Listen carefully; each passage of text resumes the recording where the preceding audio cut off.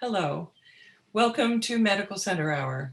I'm Marcia Day Childress from the Center for Health, Humanities, and Ethics at the University of Virginia School of Medicine.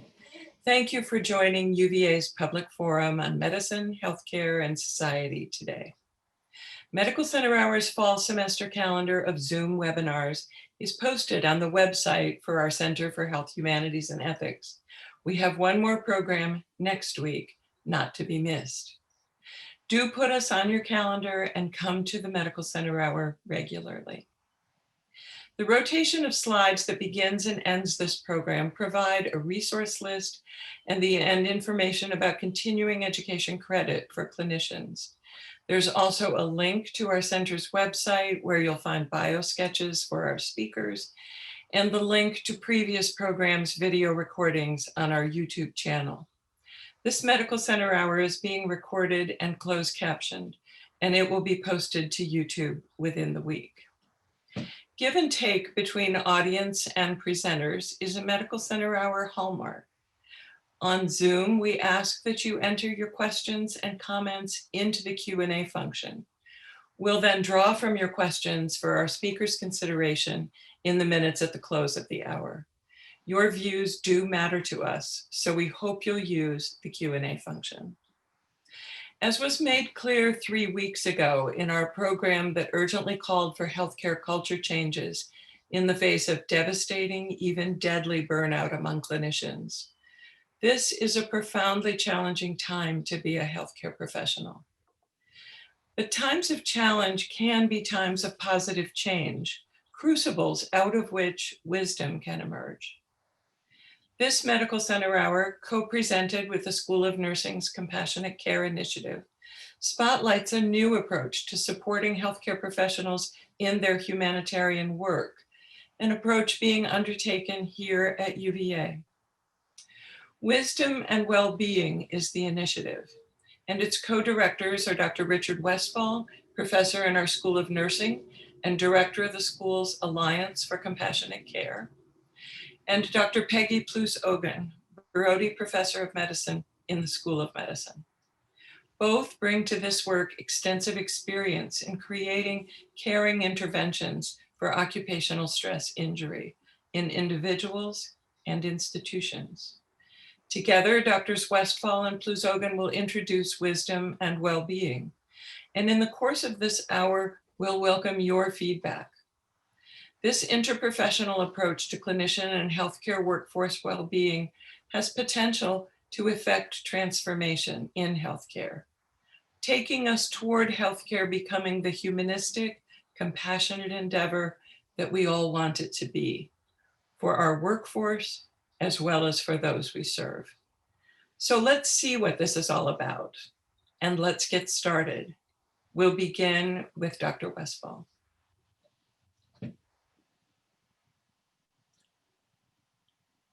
So you should be able to see my screen now. Okay, very good. We'd like to start off by thanking the Medical Center Hour for inviting us to present and discuss strategies that promote wisdom and well-being for our workforce. We have no conflicting interests to disclose. And I like to start off with what's called a bottom line up front. Before the COVID-19 pandemic, the healthcare workforce was experiencing increasing burnout and challenges. It is important to note that even though this work is stressful, that there is evidence of people thriving in the face of occupational challenges. Healthcare is long overdue for a revision of its occupational stress approaches. The days of teaching the workforce to take 2 deep breaths, suck it up, and go back to work cannot continue. And in understanding occupational stress, we need to pay attention to the environment of care and team dynamics and how that can cause stress injuries. And then we must be prepared to support those who are injured. Effective occupational stress programs need to be able to recognize and respond to the imbalance between demands and resources. The goal is to help health systems and peers to achieve better balance between the demands and the coping resources. And we do this by grounding our actions into 3 concepts. And in my portion today, I'm going to be introducing some concepts, and Dr. Plews-Ogan and I can easily spend 40 hours on these, but so it's going to be very much compressed. And the three concepts that I'm going to introduce is that stress occurs as a continuum, that there are known sources of stress injury, and there's a first aid model that we can use, like other first aid models, to help a peer and teams when they are injured. So let me start with the stress continuum. And this particular model has been transformative around destigmatizing occupational stress, in that it has created space where we can recognize that we are always in transition. And there's 4 zones to the stress continuum: green being ready, well rested, well nourished, lots of exercise. I've heard about this place. I don't spend a lot of time there. Yellow zone is reacting to stress, and this is something 100% of us respond to. It's a biological reality. Nobody gets to opt out. And then we have what's called orange zone, or the place where stress injuries occur. And this is a space where individuals start to have impairment in concentration, maybe in eating, substance use, risk of suicidal thought. This is where people are injured but not ill. And then red zone represents stress-related illnesses, anxiety, depression, PTSD, that absolutely need clinical support for recovery. The good news here is that only around 5% of a high-stressed workforce actually develop stress-related illnesses. In many ways, we should be celebrating the 95% of us that are doing okay in spite of the challenges. But we also need to do more than just okay. The other thing that we like to point out is that the elimination of stress is not the goal. Many of us have chosen to work in healthcare because of the adrenaline, of the challenge of making critical decisions with little information and making a difference on the fly and being part of a really great team. So we know that stress can be very necessary, but it can also be toxic. And when we think about toxic stress, that there are hundreds of different stressors that people deal with every single day. And quite frankly, most of those, it just get over it, get past it. It's life, and nobody ever said it was fair. But there are 4 sources of stress injury that we know can derail a life, that can cause stress injury. These 4 sources are life threat and trauma. Lots of literature supports that. Loss, think of grief and bereavement and the changes that occur with that. So that's our prototype really of a stress injury. I'm going to go to wear and tear. In healthcare, we call that burnout. We have a lot of information on the impact of burnout and that it causes changes in function. And then the 4th one here, called interconflict and moral injury. This is relatively new within the literature. It maps to moral distress in healthcare. And this is related to acts of omission, not doing something that I should have, acts of commission, doing something that I should not have, or bearing witness to violations of core values and beliefs. And what we're finding in the time of COVID is that the interconflict and moral injury is this 800-pound gorilla within the stress continuum room. And we really need to address that. So when we think about stress injury, that we know that these sources of stress injury impact life in a really predictable way. This is not mysterious. It's not undiscoverable, and it's not unknowing. It impacts our sense of safety. It impacts our ability to remain calm and communicate effectively. It can impact our social support and our connections to other people. It can impact our sense of efficacy. How can I cope with today and make it through today? And it can impact our sense of hope in the future.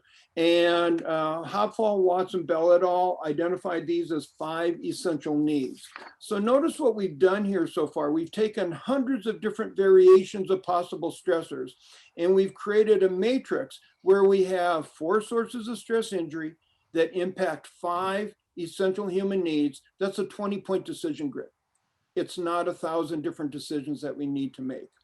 And then the last piece here, and we most certainly can spend a lot more time, but we won't today. And this is the idea of stress first aid. And like other forms of first aid, it is intended to help recognize when a peer is in distress or injured, to act to reduce harm to the individual, to the team, to the institution, most certainly to our patients, and to promote the access to additional services if needed, just like other forms of first aid. And then I'm going to wrap up my piece here in that wisdom and well-being is congruent with core healthcare values and goals by promoting and supporting safe, quality care and creating a health work culture that strives to be better by making the best use of the existing resources, support effective team cohesion and communication, and provide expanded options to assist team members who show early at-risk behaviors. And now I'm going to turn it over to my colleague, Dr. Plews-Ogan, who will expand on how wisdom makes what we're doing unique from other approaches. Thank you, Richard. So I want to start with a story. And I tell you this story because I think it illustrates many of the things that we're trying to address with the Wisdom and Wellbeing program. It was 4 a.m. 25 years ago. I was an intern doing the pre-round tasks of IV restarts and blood draws for morning labs for my team's patients. And I was provided a somewhat jumbled cart of supplies for these tasks. This was pre-patient safety movement. Vials of saline for central line flushes after blood draws, lidocaine for IV restarts, needles and blood tubes. And as I finished drawing a set of labs off a central line and flushed it with what I thought was saline to prevent the line from clotting, I happened to look down at the vial. And I realized to my horror that it was lidocaine and not saline that I had flushed the line with. Although unlikely, there was a finite possibility that this could have caused an immediate fatal arrhythmia. I waited for what seemed like hours at the bedside, but was actually probably only a minute or two, watching the monitor of this unconscious, gravely ill patient, and nothing happened to the patient. The same could not be said for me. In the wake of that near miss, I nearly quit medicine. And at times I felt like I actually couldn't go on even with living. It was months, years really, before I had fully worked through that event. However, what I realize now was that I received in the aftermath of that event a crucial level of peer support that at the time was a matter of luck rather than design. Luck in the form of a particularly persistent, forward-thinking, supportive senior resident who helped me to be honest, to make positive changes in the wake of that event. In fact, we fixed the container of supplies together and enabled me to go on as a better doctor because of the event, no doubt launching my career focus on patient safety and clinician well-being. The rest came over years, discovering ways to build my resilience like mindfulness, ways of enhancing my platform of positive emotion, learning how to better assess and create safe working processes. Mine is just one example of the types of challenges that face clinicians in their work today.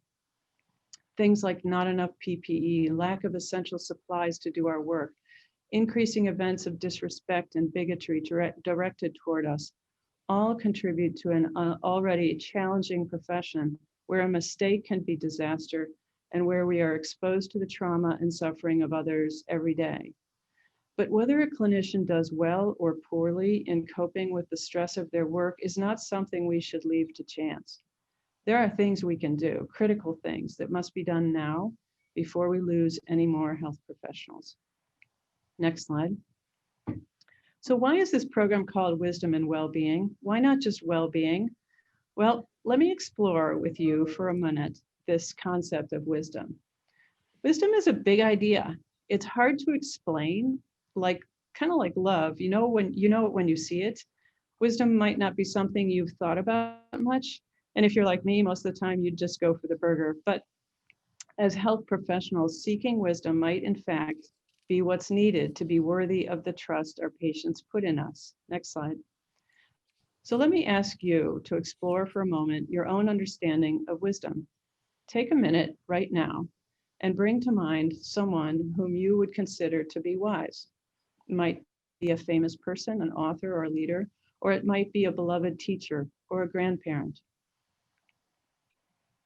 Now that you have that person in mind, what qualities do they have that make you say they're wise? Next slide. So I've done this exercise all over the country, and although the types of people who are nominated as wise people is highly varied, it might be a grandmother or it might be Abraham Lincoln, but the qualities for which they are chosen are amazingly consistent. Humility, compassion, the ability to deal with complexity, high levels of knowledge, but the ability to apply that knowledge in the right way for the right reason. Next slide. Wisdom researcher Monica Ardelt has done some really nice work delineating what characteristics exemplify wise people. And she's separated these into three main domains. In the reflective domain, wise people can see things from many perspectives and rise above their own perspectives when dealing with a particular problem. This requires self-awareness and self-insight. In the cognitive domain, wise people can see the deeper meaning of events and circumstances. They can apply skill and knowledge to right action. They can deal with ambiguity and uncertainty, and they're humble. They know what they don't know. In the affective domain, wise people are compassionate. And putting this all together into acting wisely each day means you have to have the skills to do so, and the moral focus on the greater good, an intention to try to make the world a better place.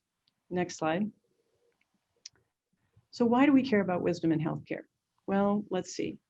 High levels of knowledge and skill with the capacity to apply that knowledge and skill to a particular circumstance, compassion, intellectual humility, learning from mistakes, seeing the bigger picture. These are all particularly important qualities in healthcare professionals. In fact, maybe these are exactly the qualities that make us worthy of the trust that our patients put in us. Next slide. Now, back to that wise person of yours. How do you think they got that way? One thing that comes out consistently when people talk about their wise person is that they are not perfect. In fact, becoming wise is really all about how one handles one's imperfections rather than about being perfect. A very, very important distinction. Wise people are humble and aware of their vulnerability to mistakes, but they see their mistakes as an important window into how to get better. So they look carefully at them, they take them in, they learn from them. Perfection is a major stressor in healthcare professionals, in fact, a major cause of burnout. And helping clinicians deal with imperfection is a big part of enhancing both well-being and wisdom. Next slide. In fact, it turns out wisdom does have a special relationship with adversity. And it does appear from the 20 or so years of research into how wisdom is developed, that adversity is a particularly fertile opportunity for developing these qualities. Jonathan Haidt, a psychologist actually formerly at UVA, wrote a great book called The Happiness Hypothesis, in which he described this very special relationship of adversity with growth. And in it, he asks, if you as a parent had an eraser and could erase every experience of hardship that your child would face, would you do it? It's a really proactive question. There's an entirely new field of psychological research exploring this phenomenon of post-traumatic growth. This notion that stress is not all bad, and that in fact, it can be the stimulus for transformative growth. Next slide. But hang on, not everybody gains wisdom from their challenging experiences. So what makes the difference? Is it what we bring to the experience, or is it how we process and are supported through the experience that makes the difference? Well, actually, it's probably a little bit of both. In terms of what we bring to the table when challenging events happen, there are likely predispositions, capacities, or ways of seeing events that predispose us to wisdom formation through experience. Things like openness to experience positive emotion, gratitude, forgiveness, but it's also how we process the event. In fact, there are ways of reflecting on or processing experiences that are associated with wisdom gained. Next slide. In fact, Westrade and Gluck, two wisdom researchers, investigated this and found that there is a type of processing that they call exploratory processing that's aimed at meaning making and personal growth that is, in fact, associated with wisdom. On the other hand, redemptive processing, which is aimed mostly at resolving the event, positive reframing, for example, and that is associated with adjustment. Exploratory processing is more effortful and less common, but the outcome, wisdom gained, positive growth, perhaps worth the effort. Next slide. My work in this field suggests the same, that there is a way of moving through difficult experience that generates wisdom. And this is important, it becomes a positive reinforcing loop. Ultimately, we want people to be adequately resourced and supported such that when a challenging event occurs, they go down that resilience, that green, that growth pathway, rather than the destructive pathway. So this program is called Wisdom and Wellbeing for a reason. We want to remove any barriers to people being their best selves. In other words, fix the things that can be fixed from a systems point of view. And then when the inevitable challenge occurs, which in healthcare, we are immersed in these inevitable challenges of suffering and death and grief and mistakes. When that happens, we have an intentional focus, our program, on helping people move through difficult experience with the best possible chance of doing well, of learning and growing through their experience. Because ultimately, fundamentally, people are not expendable. They are worthy of the attention required to help them be their best. Next slide. So here's the wisdom and well-being approach. Number one, in yellow, identify and eliminate unnecessary stressors. These are things like insufficient supplies, inefficient or unsafe processes, understaffing, and unrealistic work expectations. These need to be fixed. This will prevent many events from happening in the first place. In my story, think about the combination of me having been up and working for 24 hours straight with 12 more hours to go, along with my jumbled container of supplies, and you have an accident waiting to happen. An accident that was largely preventable by fixing these unnecessary stressors. And this is an organizational responsibility. Number two, help individuals and units to have healthy internal set of resources, a platform of positive emotion, an openness for engaging with uncertainty, and an ability to bring out the best in each other. And then third, in orange, help people to understand, recognize stress in themselves and others, and know how to respond. As an organization, pay attention to the critical events and how they are managed. Assure that when a critical event occurs, the individuals have the necessary support and guidance to move through these experiences in the best possible way. Next slide. So what does this look like on the ground in an organization? I want to emphasize here that this program is just emerging from the pilot phase here at UVA. So we have a lot to learn about how to actually expand this across the system. So number one, the Wisdom and Wellbeing program has three main arms. First is the prevention arm, and that consists of a system of peer support where colleagues are able to reach out and support one another. Resilience training. These are the positive practices to help individuals and units create resilience among themselves, as well as training directed toward managing anticipated critical incidents. So we have a training program called Stepping In to help people handle disrespect and bigotry, all too common, unfortunately, right now, directed toward our employees. And a program called When Things Go Wrong, training in how to manage mistakes and adverse events with honesty and compassion. And then finally, system level work to eliminate unnecessary stressors in the healthcare environment. Things like making the EMR more clinically friendly, reducing unnecessary and burdensome documentation that nobody reads, addressing chronic understaffing or inefficient processes, and eliminating unrealistic expectations. The intervention arm consists of a one-on-one coaching program for individuals when challenging situations occur. This coaching is aimed at enhancing individual resilience and also addressing any unnecessary stressor that precipitated the event. And second, we also do unit or departmental level coaching when challenges occur, again, aimed at the same things of enhancing departmental or unit level resilience, and also addressing any systems issues that are making it hard for people to do their best work. And then finally, there's a measurement arm, and right now, we are just embarking on participating in the National AMA survey on coping with COVID. Those of you from UVA who are listening, I hope you have or will fill out that survey. We hope to use that information to help us understand where, when, and how to improve clinician well-being, particularly as it relates to the stress of COVID-19. And here I want to take a moment and thank all of you for wearing masks. It really makes a difference. We're also developing an app called Enzo here at UVA, which measures stress, provides in-the-moment resources for stress management, and we hope we'll also be able to provide the institution with a better understanding of where stress levels are high at the moment and how to address them most effectively. Next slide. In patient safety and quality, we talk about intervention bundles. These are groups of things that together can make a difference in addressing particular quality or safety problem. So these are some of the things in the wisdom and well-being bundle. And perhaps the most important is that the one at the bottom, the ability, helping people to have the ability to recognize and eliminate unnecessary stressors in the work environment. Next slide. So putting this into the stress continuum, the program aims to build resources in each of these stress zones. So starting in the red zone, assuring that there are accessible mental health services available to health professionals and that any barriers to accessing those services are removed. In the orange zone, resources include a trusted peer support infrastructure such that stress injury in peers is recognized and early referral to resources is facilitated. In the yellow zone, resources include the unit and individual stress mitigation strategies, peer support, problem solving, and communication.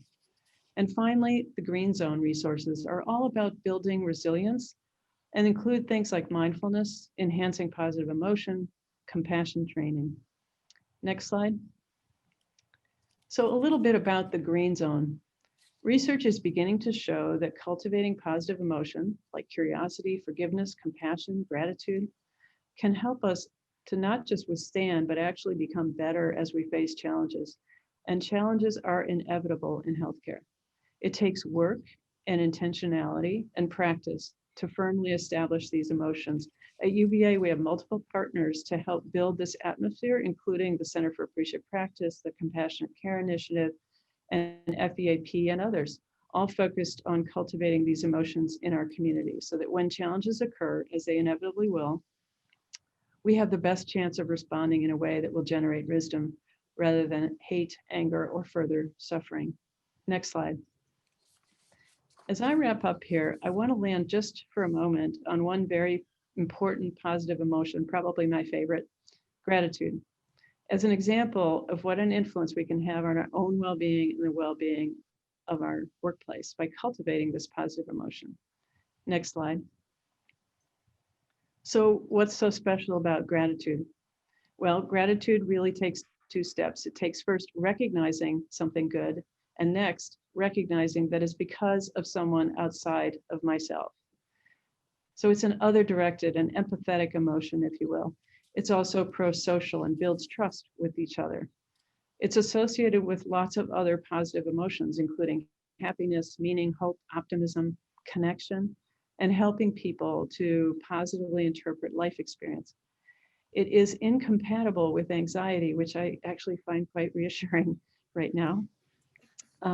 And it's easy to cultivate. And I say this with some confidence because gratitude is one of the most researched and best understood of the positive emotions. In fact, I encourage you tonight to start a gratitude habit. Write down 3 things you're grateful for each night before you go to bed. See what happens. Next slide. We've begun to teach these positive habits across the health system to individuals, to entire units, and to leaders. And these are some of the most popular. I have lots of examples of how these are starting to be used across our health system, and I'd be happy to give those if people are interested. So with that, I'm going to turn it back over to Dr. Westphal to wrap things up. And thank you, Dr. Plews-Ogan. One of the things I want us to reflect on is that we have just laid before you several concepts around occupational stress and different ways to think about it, concepts around wisdom. And this is more than a thought exercise. This is about transforming the work environment. And how do we use these concepts to transform a work environment when people are really busy? I currently have 8,000 unread email messages, and many of our team members have really difficult times and just trying to find the energy to get through the day.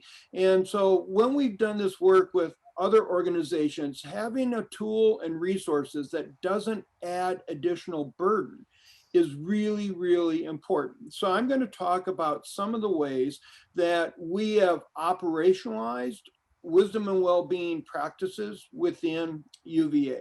So this is one of our team resources and what it looks like. And so you see the stress continuum, but it's a little bit different than the one that I just showed you earlier.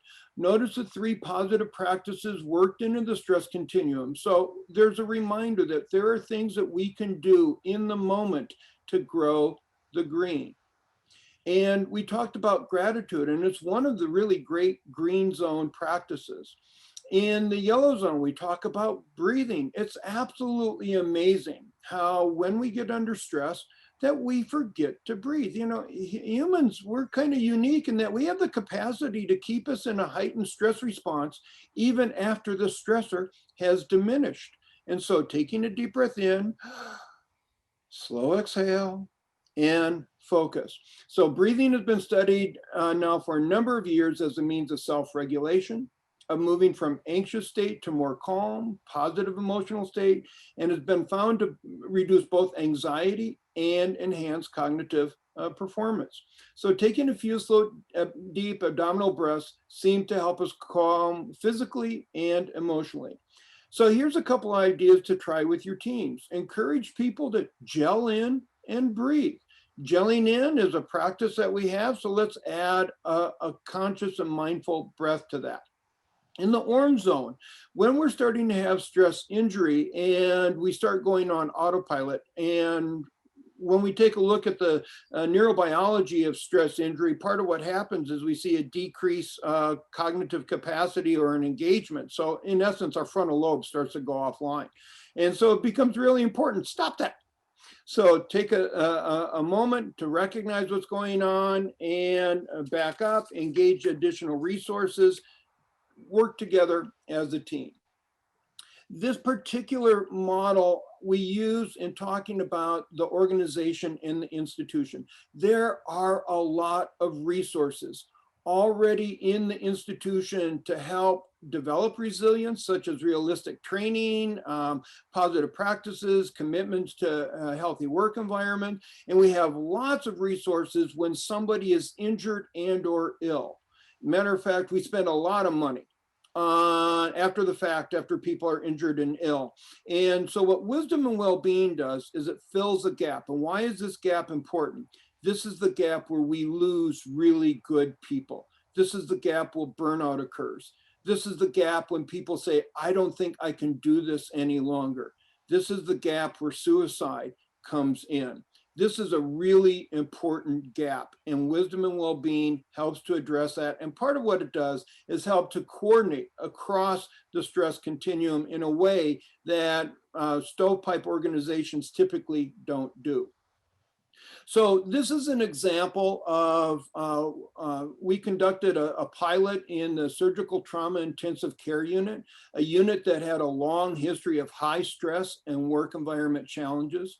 First, we did an assessment of environmental and system strains that were sources of stress injury. We identified necessary stressors, such as critically ill trauma patients that you didn't know if going to make it through the shift or not, highly stressed family, and high stakes clinical decisions. Those are necessary stressors in the STICU. We also identified some system demands that added burden, these unnecessary stressors.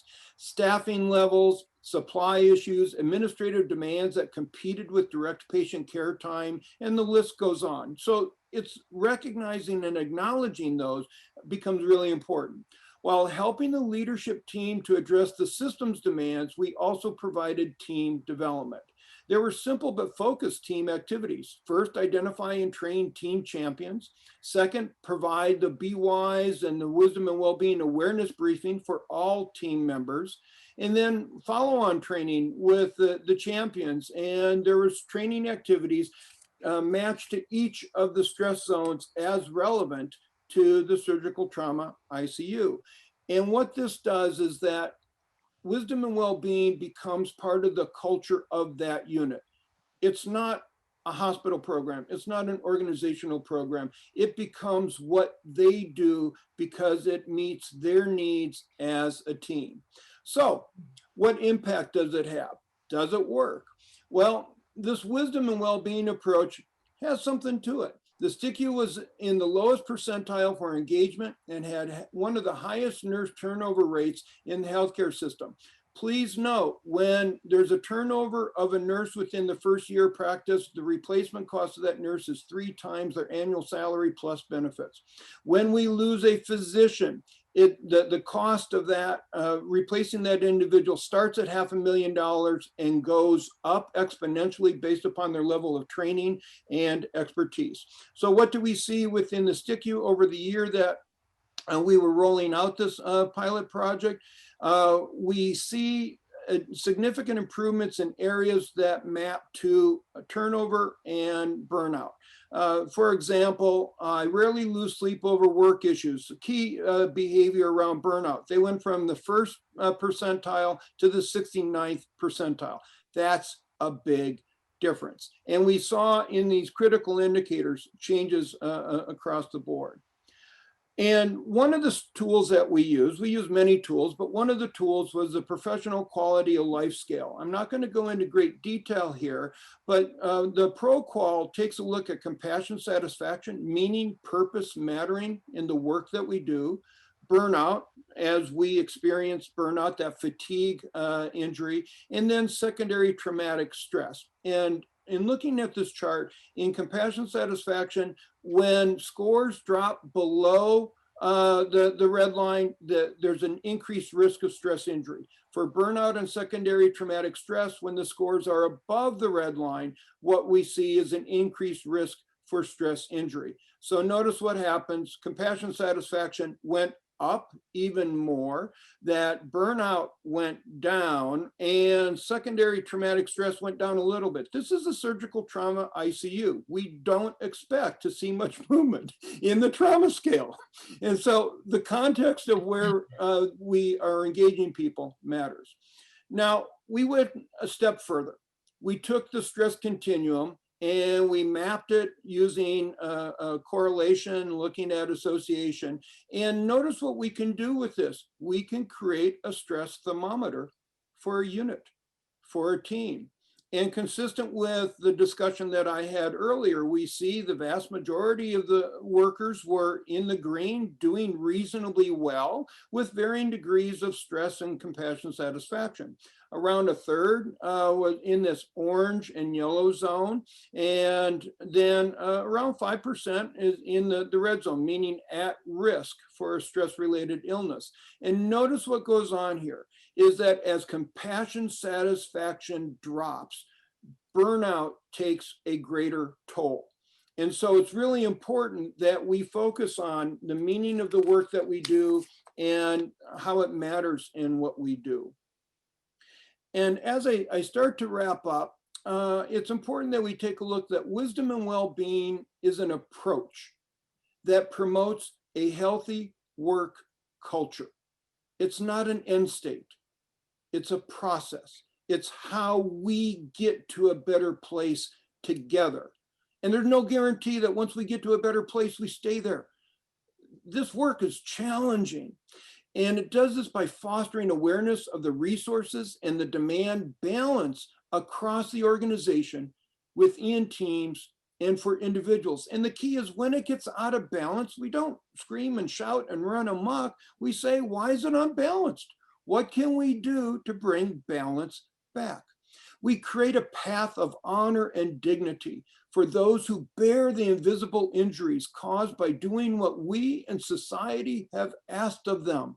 When we take a look at stigma and provider suicide and isolation, this is often because there's a loss of a path of honor and dignity. And it's important that we create that very mindfully. And we need to create a safe space where we can come together in times of triumph and in tribulations. So as I start to wrap up here, and we're going to have plenty of time for questions and engagement, so I'm really looking forward to your questions and creating space for a dialogue in the tradition of the Medical Center Hour.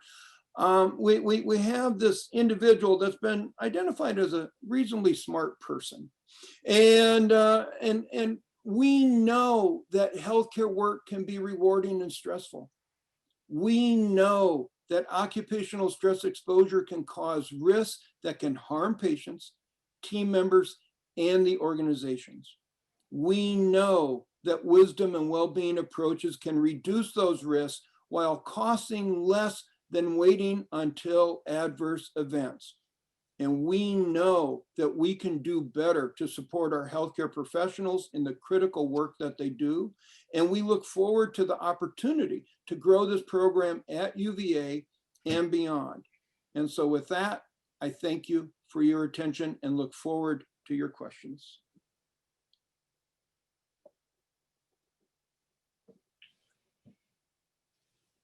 Thank you to Richard and Peggy for a very illuminating presentation. A lot of ideas and concepts here, and some practices to think about as well as we engage our audience with your comments and questions. We've had a couple of questions come in for starters, and I expect that more will come in as we develop a conversation following up on your presentations. So why don't I start with one of the first questions, and it's a simple one. Are there any places that are the green zone? And it was asked, I don't know if it was asked because people are all gonna, up and run over there, or is this supposed to be a place that we can look at, study, and take some lessons that we can bring home from that? Okay, I'd like to take a first stab at that one. I grew up in the farmlands of the Midwest. The grass is always greener in the other pasture. And so that's where green is. I think green, is there a place where the green zone is? For nursing, when we take a look at the magnet program, trying to create what would a green organization look like, not in terms of energy conservation, but in terms of a work environment. And there's been times in my career when I've really worked in some pretty challenging environments, but when I think about it in retrospect, they were really good places to work. I had good people. The work was exhausting. It was absolutely challenging. And I was glad to leave because I was exhausted, but it was a really good place to work. And there's been other times when I thought I had a dream job that was turned into a nightmare. So part of this is that green zone is negotiated amongst the team members. And it's something that we really need to strive for, rather something that is static and is. So that's my reflection on that. Yeah, Peggy. Yeah, and I would add to that just that both on an individual level and on a unit or department level, that these are fluid states. And noticing that in yourself as an individual is actually instructive. When am I feeling really good and centered, and what did I just do to have that happen? And how can I cultivate that? You can expand that to units or departments. The other thing I'll say is the more that we know about that and then talk about it, the better. And so having a way to kind of have our finger on the pulse of how we're doing today is a really important thing, because it's so changeable. And I think that's partly why things like the engagement survey are kind of frustrating, because this is a very dynamic process. And when you get the results 3 months later, you're like, okay, well, a lot is different. I think we can learn things from that, but we can learn, I think, a lot more from having a more active, in the moment kind of conversation about how are we doing today.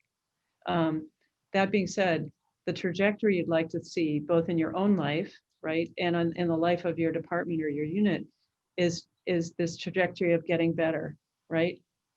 And in order to do that, you got to look at not only how you're doing now, but why. What is it that will help us get better?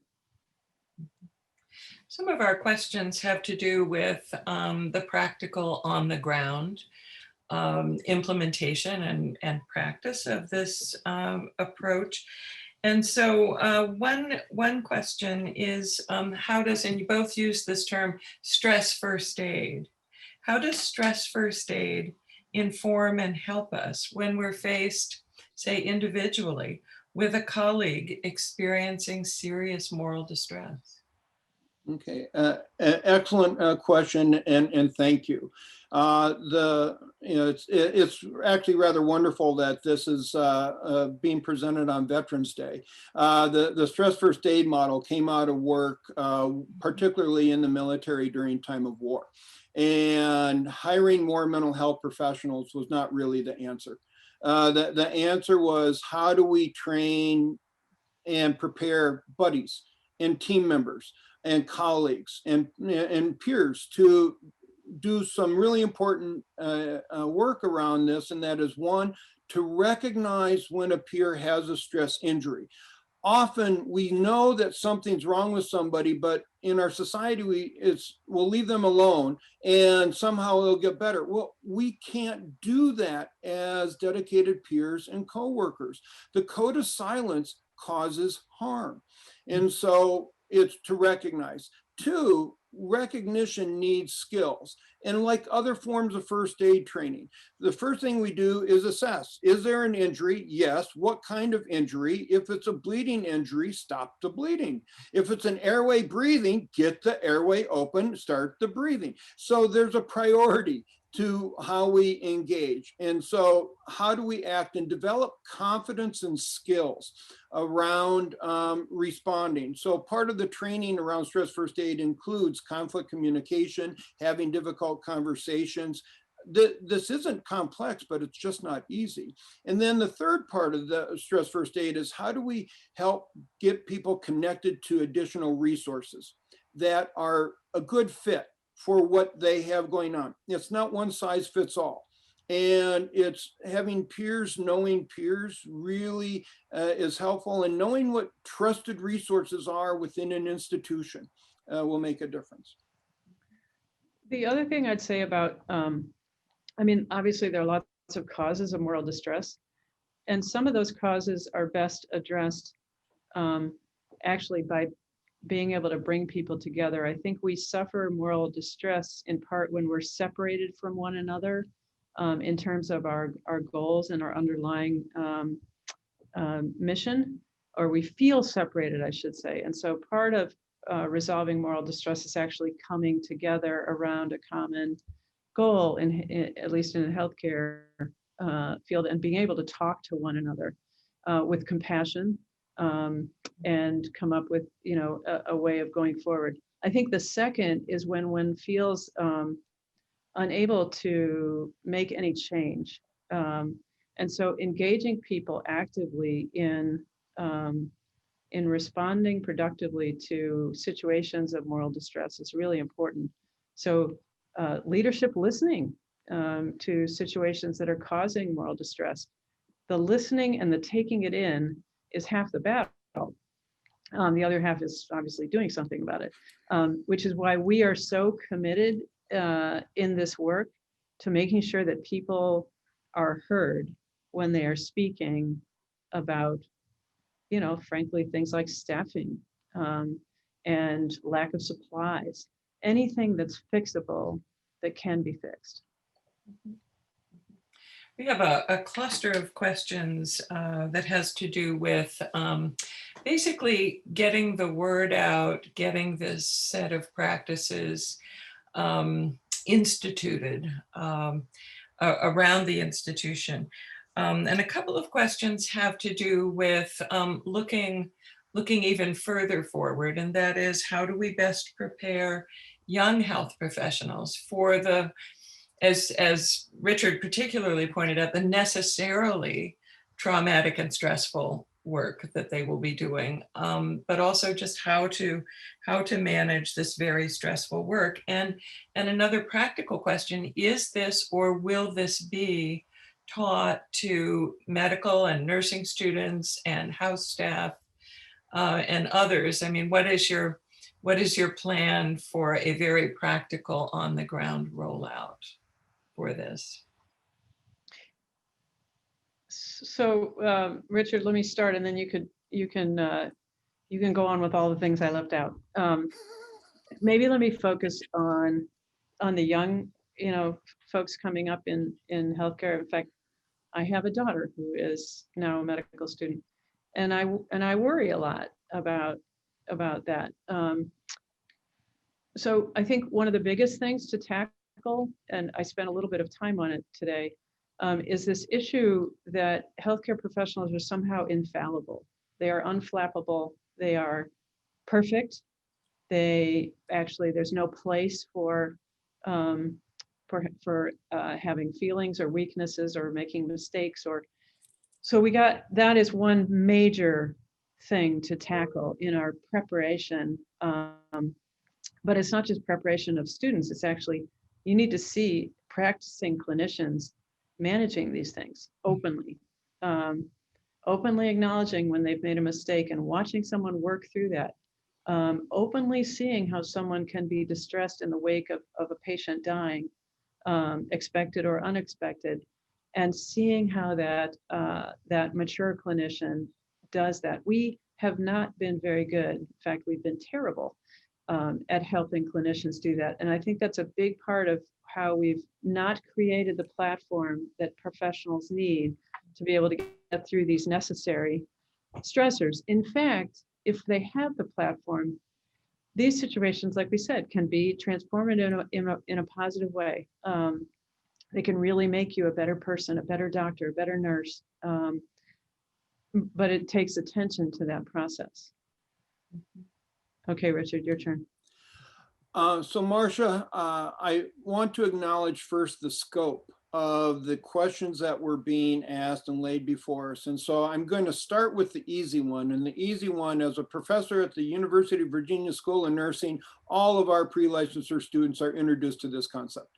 And we use this as part of how we talk about test anxiety, doing simulations, doing suicide assessments. So this is part of the learning process.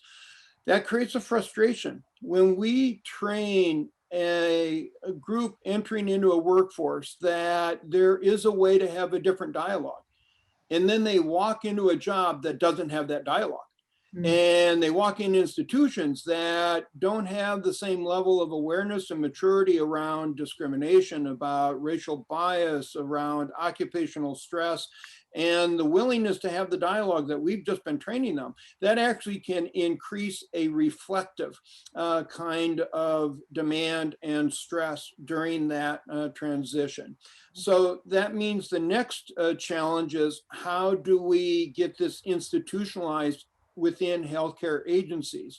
And different healthcare agencies do this in different ways. The framework of the stress first aid model and the stress continuum model is being used in many different healthcare organizations. It's not unique to UVA. And where there's an institution that has compartmentalization of responsibility, of organizational actions, it's more difficult to roll that out than more centralized organization. So each hospital system organization has its own unique characteristics on how it's going to engage in the dialogue around occupational stress. And the other is, how do we create a balance? And we have to acknowledge the balance demands, and that healthcare can come with great cost to organizations and institutions. And what one team may feel is an unnecessary stressor, from an organizational standpoint, it may be perceived as a very necessary stressor. Okay, how do we have that dialogue? And that has been one of the strengths of the stress continuum in particular, because in organizations that have used this, we've been able to have teams talk about this action is an orange zone activity. It causes demand on the units. It has potential implication on budget as well as patient outcome and satisfaction. Once it's agreed that it is orange zone, that brings a different set of people and thought and discussions to bear. So in terms of rollout institution, it really does need a commitment on part of the organization to embrace well-being and a willingness to take on some of the ambiguity of what happens when team members are empowered to be in charge of the culture of where they work. Mhm. Good, good. So again, back to the green zone question. Are there any other institutions that you look to for models that represent as much of a green zone as there may be? Or is it just that other places may look greener? You want to? Yeah, I'll go ahead and chime in on this one. I mean, this has obviously been my life's work and much of my career. So I do have examples, and quite frankly, I do have an organization in mind, and that was Navy Medicine, where it, the imbalances around perceived professional differences is modified a bit by the rank structure. And by having a unified mission perspective, it was always about us as a team rather than any one department competing against another compartment. So that intradepartmental competition and compartmentalization was really different. So that's one area. And then there are a couple of other large institutions that are really taking this framework and looking at it from an organizational culture versus individual work centers. Yeah, I mean, I think there's evidence in the literature of organizations that are taking pieces of the approach that we've been talking about and proving that it helps. I think the data are yet to come in that whole organization kind of comprehensive approaches make highly significant differences over metrics that leaders, particularly financial leaders, tend to pay attention to. And these are metrics like we tried to measure in the STICU. That's why we measured the things we did, things like nurse turnover and engagement. So I think there are pieces happening that can be models. And what I'd like to see over the next 5 years or so is where are those places that are able to put the whole thing together and have now the time to have actually looked at the impact over time. Good. So we just have a couple more minutes. I would ask both of you to, offer us just a couple of quick thoughts on what you would like our viewers to take forward from this for themselves individually, if they are healthcare professionals or work in any form of healthcare, and also for those who are patients and are on the receiving end of the good work of healthcare professionals and their institutions. And I'll let either one of you go first. What do you want them to take forward to introduce into their own life and practice? So I guess first would be hope and optimism, that I really do think that we are at a tipping point in terms of recognizing that that healthcare professionals need to be able to be doing well themselves in order to do well for their patients. And it took us a while to recognize that, but I think we're at that place now. And secondly, my hope for them is for them to continually remember the deep meaning of the work that they do, and that there are now things that we know help to keep them kind of solidly on track to be able to do for a long time, their lifetime, this meaningful work that they've set out to do. My closing thought is less eloquent than Dr. Plews-Ogan, and that is, it's important to recognize that people can be injured and they're not broken, that they're not disordered, and that it's okay not to be okay. I've spent a career feeling pressure to be 110% engaged every single day. That's not realistic. And in those days when I've not been 100%, I've had team members that have had my back, and together we've been 100%. And I've had team members that have had days that they're not 100%, and I've been there for them. And so it's okay not to be okay, to give ourselves and our peers a little bit of grace, a lot of compassion, and that together we can really make a wonderful difference. Not going to be perfect, but we can make a difference, and we can make a better place for our patients, for our team, and for our organizations. What lovely endings and wise words from both of you. And I'd like to thank everyone who joined us for this session. I urge you to join us next week, November 18th, when we present the Hayden Farr Lecture in Virology and Epidemiology, also a Department of Medicine Grand Rounds, and the last in our mini series of Pandemic Perspectives 2020. Our speaker is Dr. Anthony Fauci, Director of the National Institute of Allergy and Infectious Disease at the National Institutes of Health. He'll be talking with us about COVID-19, public health, and scientific challenges. Please join us then, and thank you again, Peggy Plews-Ogan and Richard Westphal. Take care.